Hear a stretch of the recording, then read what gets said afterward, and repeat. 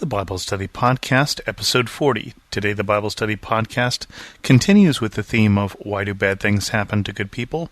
And today the question is, where is God?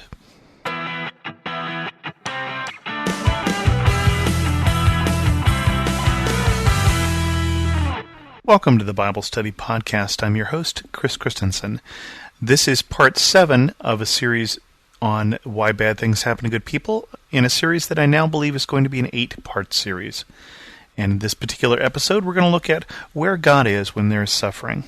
The first set of verses I want to look at is a story of Jesus healing a man born blind, and this is coming from the Gospel of John, chapter 9. As he went along, he saw a man blind from birth. His disciples asked him, "Rabbi, who sinned, this man or his parents, that he was born blind?" "Neither this man nor his parents sinned," said Jesus, "but this happened so that the work of God might be displayed in his life. As long as it is day, we must do the work of him who sent me. Night is coming when no one can work. While I am in the world, I am the light of the world." Having said this, he spit on the ground, made some mud with the saliva, and put it in the man's eyes. "Go," he said to him, "wash in the pool of Siloam." This word means sent. So the man went and washed, and came home seeing. His neighbors and those who had formerly seen him begging asked, "Isn't this the same man who used to sit and beg?" Some claimed he was. Others said, "No, he only looks like him." But he himself insisted, "I am the man."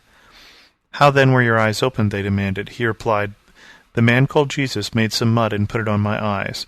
He told me to go to Siloam and wash. So I went and washed, and then I could see." "Where is this man?" they asked him. "I don't know," he said. And I'm going to skip over some verses about the Pharisees investigating, and the Pharisees don't believe the whole miracle thing, and go to these verses. Jesus heard that the man had been thrown out of the synagogue, and went and found him, and he said, "Do you believe in the Son of Man?" "Who is he, sir?" the man said. "Tell me, that I may believe in him." Jesus said, "You have now seen him. In fact, he is the one speaking with you." Then the man said, "Lord, I believe," and he worshipped him.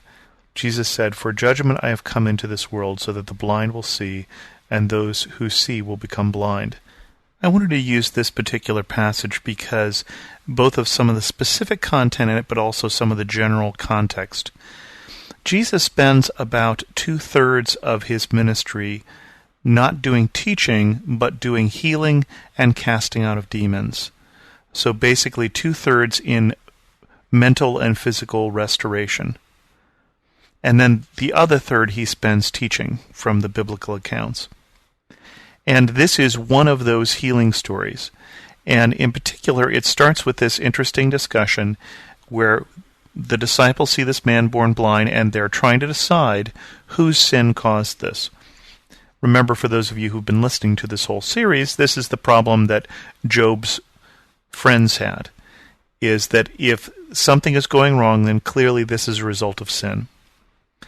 Now, again, as we talked about it way back in episode 1, sin can cause suffering, but that doesn't mean that all suffering is related to sin, and that was the problem with the disciples' assumption. But in Jesus' day, it was assumed that this man was blind because of either his sin or his parents' sin, and just which it was apparently was a matter of some debate. But that means that in addition to this man having to deal with the fact that he cannot see, he also has to deal with the assumption that he is a sinner. And when I say he is a sinner, I mean that from a Pharisaic point of view versus everybody else, versus a Christian point of view like everybody else. And so he is separated from the community because of the assumption that he is not good, because of the assumption that he has done something wrong, perhaps even in the womb. And so in these first set of verses, Jesus is able to use this man's illness and this man's suffering through the illness as a way to glorify God. We're going to look a little more at this theme next time, so I'm not going to get into great detail here.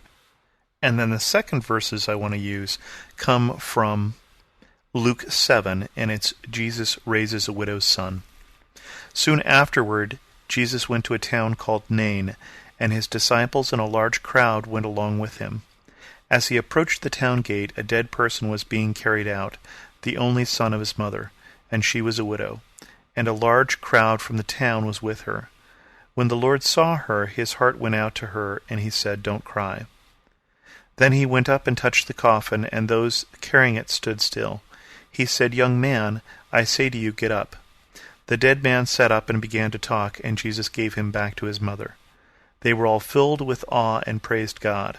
"A great prophet has appeared among us," they said. "God has come to help his people." This news about Jesus spread throughout Judea and the surrounding country.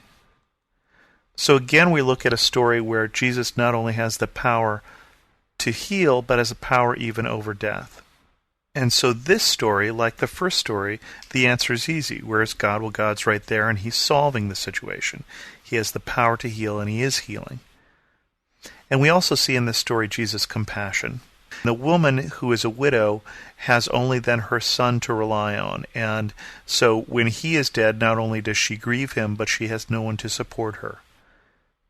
And so Jesus steps in and brings the son back because of his compassion for her and her situation. But, and this is where it gets tricky, let's look at another set of verses where God, who has the power to heal, doesn't. And the verses I want to look at are 2 Corinthians 12. And there's a series of verses about Paul's thorn in the flesh. And I'm going to start reading in 2 Corinthians 12, verse 7. "To keep me from becoming conceited because of these surpassingly great revelations, there was given me a thorn in my flesh, a messenger of Satan to torment me. 3 times I pleaded with the Lord to take it away from me, but he said to me, 'My grace is sufficient for you, for my power is made perfect in weakness. Therefore I will boast all the more gladly about my weaknesses, so that Christ's power may rest on me. That is why, for Christ's sake, I delight in weaknesses, in insults, in hardships, in persecutions, in difficulties. For when I am weak, then I am strong.'" We don't know what Paul's thorn in the flesh was, but the speculation is that it was a disease of the eyes. And this comes from several other verses in the New Testament that talk about things like Paul writing in his own hand and see how large the letters are. And when you looked at me, you would have plucked out your own eyes to help me if you could. So that seems to be the best guess at what he's talking about. But whatever it was, God wouldn't take it from him. It isn't that God couldn't, because there was something special about this disease that was God-proof, but that God wouldn't. And God tells Paul, "My grace is sufficient for you." Why is it that the man born blind who doesn't even ask to be healed is healed, and Paul, a servant of God who asked 3 times, is told no? It again is one of those places where we have to say that God's priorities are not our priorities. He is more concerned with our spiritual well-being and our long-term destination than he is our physical comfort. Or at least we have to say that we don't think like God does. And that was certainly the point of God when he speaks to Job in that final set of chapters that we talked about a couple times ago. So while on one hand the Bible says, for instance, when someone is sick, the elders should go and lay hands on them and pray for them, the Bible also gives us at least one example of when God's answering those prayers, but the answer is no. There was an old spiritual that sang, "Didn't my Lord deliver Daniel? Then why not every man?" And there's a more modern song that answers that question. It's a song by the singer-songwriter Scott Kerpane, and it's a song called "The Storm." And it goes like this. I'm not going to sing it for you, I'm just going to tell you the lyrics. "All who sail the sea of faith find out before too long how quickly blue skies can grow dark and gentle winds grow strong. Suddenly fear is like white water pounding on the soul. Still we sail on knowing that our Lord is in control. Sometimes he calms the storm with a whispered, 'Peace, be still.' He can settle any sea, but that doesn't mean he will. Sometimes he holds us close and lets the wind and waves go wild. Sometimes he calms the storm, and other times he calms his child. He has a reason for each trial that we pass through in life, and though we're shaken, we cannot be pulled apart from Christ. No matter how driving rain beats down on those who hold to faith, A heart of trust will always be a quiet, peaceful place. The part of this song that really stands out for me as I try and understand what it is that God is trying to do is that part with sometimes he calms the sea and other times he calms his child.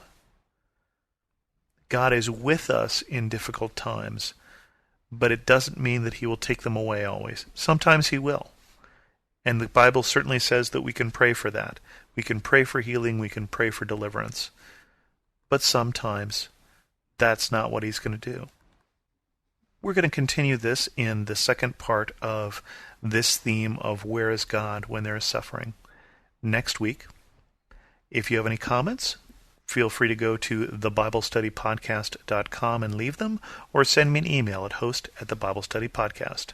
And as always, thanks so much for listening.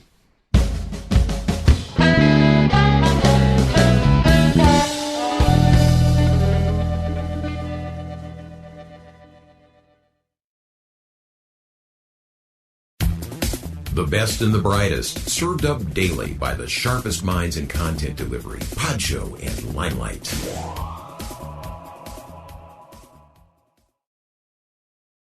For some of us, personal finances aren't just personal. They include loved ones, neighbors, the communities we call home, and the causes we hold in our hearts. At Thrivent, planning your finances is bigger than just money.